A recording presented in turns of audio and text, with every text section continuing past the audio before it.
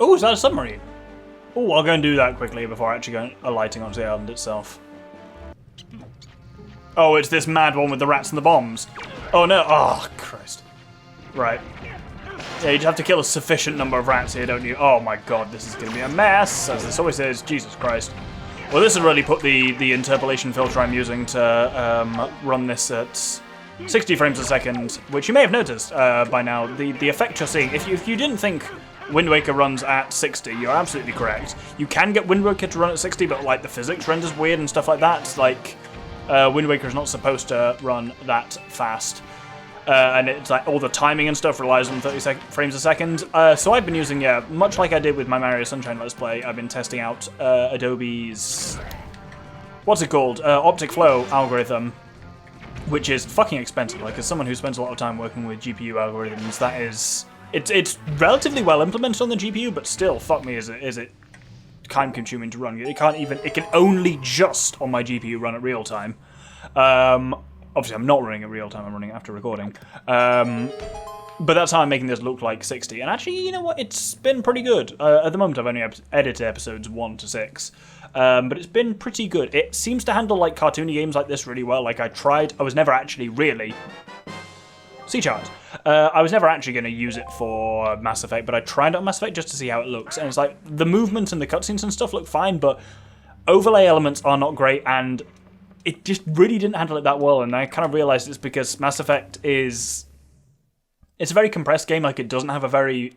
Like, I mean, this is a super duper saturated colour palette, and of course, Optic Flow then finds that really easy to track pixels on, whereas when everything's kind of greyish and like more of a natural colour palette, actually that's weirdly harder for Optic Flow to predict where a pixel's gone, what it's doing next, all that kind of stuff. So it worked really well on this, even with like over HUD elements. It worked really nicely with Mario Sunshine. Like, it gets stuff wrong here, but it usually only gets stuff wrong for a frame or so. Like, and when it's doing like, so you'll notice when I'm sailing, if you look at my rupee count, that's fucked up. Text, it doesn't do well when it appears or disappears, but like whenever subtitles or anything came up, so we don't need the Earth Gods whatever to access this. Is Makar going to be here when I jump in?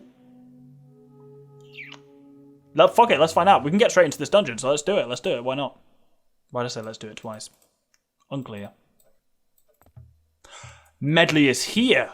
Okay, that's really cool to know. So, as long as I get then the iron boots, I can make some pretty good prog in the Wind Temple. For now, you know what, let's go through here and see what we can do. I haven't got the command melody. That may be a problem. I'll see what I can do without that, but that's going to be a hard barrier pretty quickly. In this room, actually, I didn't... I think I joked about that earlier. I was like, oh, well, I've not got the command medley, but you don't need that for anything ever. Talking shit out your ass, Doctor. I just need to give some thought as to whether I can do anything else with that. It's cool that you don't need to... I guess, yeah, all, like, progression-based events are all zeroed out. So, like, the fact that I would have to have got the Wind God's aria. I'm surprised this isn't locked behind the Wind God's aria, the Earth God's lyric, actually, but I'm not necessarily complaining. Right, even if I could throw Medley to that, she wouldn't stay on the thing. So, right, command medley... I always want to call the bloody command medley, because she's got medley. The command melody is what's limiting my progress in the Earth Temple, is worth knowing, right? So that's a limit, and that's going to be a huge limit, I think, for the Wind Temple as well, because I can get some progress in there. I mean, I've got the bloody boss key, I've got a couple of keys, and I've got the hookshot, but even with that, I think I will need to be able to command Makar. So command medley is high on the list at the moment. Let's go and take the Big Octo to Irefon. Now, if I remember correctly, it's somewhere around here-ish. It's definitely in like the lower quadrant of it, because this is always the one where I always knew where it was as a kid, and see, I always found the Big Octos fascinating, not only just because I love giant squid and stuff like that in real life, which I do. They're incredible creatures, and everything we know about them is utterly fascinating. But that's a different rant for a different time. I'm actually going to do this platform first. But this was where I learned the thing of like, seagulls circling around means a big octo, and then I would try and track them down everywhere. But also, it turns out there's a lot of seagulls in this game, a lot of which don't necessarily link to a big octo. But yeah, while clearing out here, might as well go on my giant squid rant. They were a thing that... So, for those who don't know, I ended up one way or the other.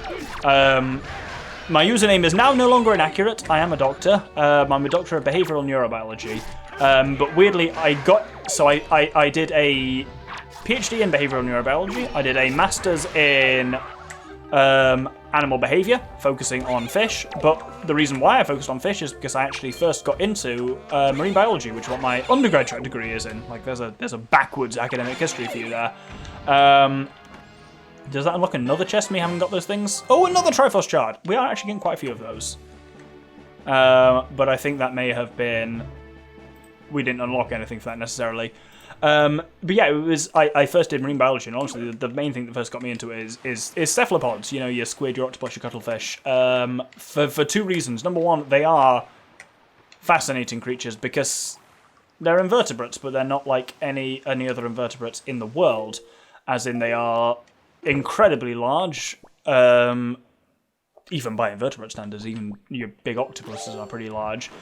They are intelligent. They are charismatic. Like, yeah, I've worked with giant octopus, and they are incredible creatures. You really feel like you are... There's another creature there. Like, they're one of very few animals, and the only, I think, non-mammal I've ever dealt with. Okay, some birds are like that maybe, but they're, for me, really unusual in that you look at them, and you really... When you're looking at them, you get the strong impression that something is looking back. And that is not common outside of the in inverted commas, higher animals. Like your mammals, your birds, your even certain fish and stuff like that. You really get the impression of being watched and that there's something else in there looking back. And that fascinated me as soon as I worked with that was a giant Pacific octopus, and she was quite something. But then also add to that the fact that the biggest of these are fucking abyssal leviathans that they not necessarily could down a ship, but they are massive. Like, legitimately, giant squid are like 15 meters long at maximum. It's quite incredible. I've given this sector a fair search. There does not obviously appear to be the fairy here, which is interesting. Maybe I'm stupid. Let's not rule that out prematurely. Maybe I should use my fucking telescope that I got a few episodes ago. I wonder if Big Octos literally don't unlock... Oh no, here it is. I am stupid, it turns out. I was going to say, I wonder if they don't unlock until they've got a ranged weapon, but I know it's possible to get basically trapped by them when you can't actually fight them. So, oh, that's cool. That colour scheme. Its eyes are red, and they're not normally red. They're normally only red when you actually hit them. That's actually a really cool colour scheme they've ended up with. Cool. Let's see what we can do about that with arrows. I'm actually good. Yeah, arrows are a bit easy because I also can target them with arrows. Not going to use posh elemental arrows because it's just not worth the magic. I was about to say, because I'm about to get a double magic meter upgrade, but I'm not. Because that's what this normally gives. Not in Bizarro Wind Waker, but we are in Bizarro Wind Waker. So, what am I going to get from this one? So, normally she gives a double magic meter, which is nice. But hopefully she'll give something useful. Maybe she'll give cash. I mean, cash, everything is useful at this point. Actually, if anything, Pieces of Heart are the dud prize at the moment, and they're probably the most frequent prize going forwards, but... Forbidden Wood Smoker. I can finish off the Forbidden Woods. I can't actually yet because I don't have the boomerang, and I don't think I can. I mean, unless I'm real fast with the old bows and arrows, and I'm currently out of arrows as well. I do still want to kind of wait until I got the boomerang to go back there and finish that, but that's worth knowing. I can basically finish that. I'm going to blind this reef while I'm here. For those who haven't actually watched my my Let's Play of Wind Waker HD with the episode entitled Blinding the Eye Reefs, they're eye reefs, which means they have eyes, and so I refer to shooting the cannons out on them as blinding them. I realise now that that may not be as obvious as I thought it was. I'm kind of assuming everyone here has seen that, or is at least not familiar with it. If you're not, legitimately, I don't say this very often, go back and watch it. My Wind Waker Let's Play, like, if you like Wind Waker, my Wind Waker Let's Play is legitimately really good. It's one of my best bits of work, because it's where it's a relatively early Let's Play, but it's the nice combination of I've got a technical setup that's pretty good, as in decent microphone, decent capture card, and also it's where I really kind of got my knack of Let's Playing, of like doing voicing properly, shutting up during cutscenes, doing like visualizers and properly 100%ing the game. It's the probably one of, if not the first of my Let's Plays that has like what I consider like the modern Infamous Gentleman, or at least the modern kind of solo Let's Play production values. And as such, it's worth watching. I actually occasionally, I haven't played Wind Waker, I think, fully since I recorded that, just because I've actually watched it back a couple of times, and yes, partly it's weird to watch myself, but also it's kind of not, whereas I actually, in some ways, it's like playing the game without the arse of actually having to play the game. It's like, actually, I get the vicariously somewhat like the joys of the exploration and the cutscenes and stuff like that at a much lower effort than otherwise it would be, and it's an enjoyable Let's Play. It's one I actually really like to watch, and I don't say that about. I would actually say, I was going to say I don't say that about many. I'd go as far as say I don't say that about any of my solo Let's Plays. There's pretty much none where I'm like, I enjoy watching it. Other than Wario Land 3, really good one as well. But I genuinely like the Wind Waker one, so if you are watching this and haven't watched that one, give it a shot. You might really like it. Might be shite, but then you'll know one way or the other, you know? And I've got the views in one way or the other too, so quite frankly, everyone's happy. Right, there's a couple more to get here. There's definitely one behind me that shot me there. I'll never get sad of the storms in this game. I love how frequent they are. I would love to live somewhere like a rainforest. Okay, not actually a rainforest because that's horrific. Though I like insects, but I don't like humidity. I worked for years in a locust room that was kept at 40 degrees. That's something like 95 to my American audience. I don't know. It's high. It's somewhere between 95 and 100. It's hot as fuck. Maybe more. I'm actually going to look that up at the moment. 104. No, 104. 100.4. So yeah, my workspace for your average day was 100 Fahrenheit. So hot as fuck. But the really nice thing about it was that it had a dehumidifier in it. So I worked with desert locusts, so we were simulating North Africa, where they were from. And as such, it was a really dry heat. Like, it was never more than 10% humidity, which actually meant you didn't sweat that badly. What the? Is that bird always there? Oh, is that just a seagull? Huh. It was just flying really weirdly. So yeah, you like it was that dry heat was actually really nice, and I think that's what I find difficult about like tropical climates is like the oppressiveness of like a humid heat where you're just like, oh, I'm so sweaty all the time. You're never that sweaty in a locust room because it just it dried off surprisingly well. But I do really like the fact that when you get towards like equatorial places, you get like regular and seriously heavy rainfall. Like that's awesome to me. Right, that's a piece of hearts. What the fuck are we gonna do with our lives? We've got a couple more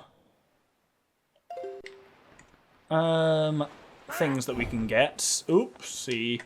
I mean, I can probably. Oh no, I can't get anything decoded yet. I've got a couple more charts to get. Actually, I've got a little charts to open. So, I got like, well, here's on my list of, I'm looking at my notes I've been making for this moment. My list of things to do is Withered Trees, Birdman Competition, Fire Island, Stonewatcher, which I can cross off, all of the Eye Reefs, Private Oasis, and Horseshoe. I've done Horseshoe as well. I can cross that and Stonewalker. So we've got, yeah, Withered Trees, Birdman, Fire Island, and the Private Oasis. And then on top of that, we've got a couple of sea charts to do. Let's open some more sea charts, and then I'll plan a route from there. Right, 21, what are we looking at here? That's One Eye Reef. But where is One Eye Reef? Cyclops Reef, even. It's not terrible. Then we've got... Oh, is that Dragon Roost? No, that's Outset, is it? No. Is it Dragon Roost? No. Windfall? Might be Windfall, maybe? Gale, no. Oh, it actually, weirdly, no, it's not Forsaken Fortress. Oh, it's Forest Haven. That's obvious enough. Well, I'll do that whenever I'm next back, actually, to finish off the Forbidden Woods. And finally, that is 3 Eye Reef, which is... I can actually never remember where any of the Eye Reefs are. They're just in very generic locations, you know? 3 Eye Reef, there we go. So I can do some stuff around Western Ferry. I can do Needle Rock now. That's all a bit of an area to do at some point as well. I think my plan for now, though, is going to be... So what I want to do is basically head up to the top right, so I can do Private Oasis, get with the stuff on there, which is 2 things at least. Then up to Thorn Ferry, get a chart, and I can possibly get into Thorn Ferry, I don't actually know. Stubborn Archipelago, I've got a chart to get, and Flight Control Platform, we've got the Birdman contest. All of those are decent things to grab for now. So that will be where we're going to head. So Private Oasis is north and east of here. So let's head up there. Now, there is a Big Octo here just outside of the Private Oasis, but I am out of bombs. No, I'm out of bombs. I'm out of arrows, so I would have to fight it entirely with bombs. I'm not opposed to this as an idea, and you know what? Fuck it, let's try it. YOLO Swaggins, you know what they say? I also thought it was here, much closer to shore, clearly, than it is. Where's Old Man Ho-Ho? He is looking out that way, which means it is pretty much in a straight line that way. Where's he looking? He's looking that way. Let's see what we can find. There it is. Right, if this has more than like 6 eyes or 8 eyes, I'm fucked. That's alright, actually. Still easier than hitting some of those bloody platform things. It's going to be close, but should be fine. Actually, does L-targeting work with cannons? It absolutely does. That feels slightly unfair, but cool. So it should actually drop a grapple point. Because weirdly, the last one we did, the one I won, is the unusual one in that it's apparently a fairy. It's sucked down a fairy at some point, whereas this one just leaves a light ring, which would normally give a piece of heart or a hefty rupee reward. But we instead will get some random shit, which could be really good. Let's find out. A third Tingle statue. It bubbles over with warmth. Why are all the descriptions slightly disturbing of those? But that's 3 out of 5 Tingle statues, actually, and if we get all of them, then Ankle would normally give us 500 rupees.